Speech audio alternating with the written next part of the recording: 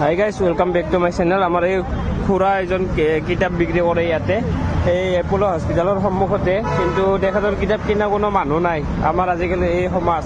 সেইকাৰণে মই 3খন কিতাপে লৈ ল'লোঁ। কিন্তু খুৰাৰ 130 টকা হৈছে বোলে। আপোনাক কিমান দিব লাগিব খুৰা কওক? বেছি দি দিম মই। লওক লওক, আপুনি কি বুলি কয়, দিনটো কষ্ট কৰি আছে। কি বুলি কয়, আপুনি খালি দোৱা কৰিব মোৰ কাৰণে। 500 টকা এটা দি দিছোঁ, হ'ব?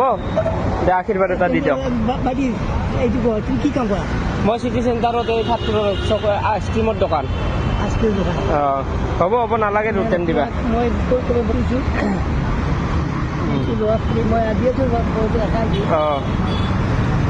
মই কিন্তু মুছলিম ল'ৰা হয়। আমিতো মানুহে, আমিতো গৰুৰ ৰাজনীতি কৰি লাভ নাই না। তুমি যেন কাৰোবাক দিবা, তুমি কাৰোবাক দিবা, বহুত আমি গৰুৰ ৰাজনীতি কৰি লাভ নাই না, হয় না? এটাই সূৰ্য এটাই, পানী এটাই। আমি বেলেগ কৰিলে কি হ'ব? পানী এটাই, সূৰ্য এটাই, মানুহ এটাই, তেজ এটাই, মাংস এটাই, সূৰ্য এটাই, এটাই কাপোৰ পিন্ধো। আমাৰ বেলেগ বেলেগ, অলপ বেলেগ বেলেগ, ডিফাৰেঞ্চ নাই। আপোনালোকক দেখা পাই মোৰ দুখ লাগে। ভাবো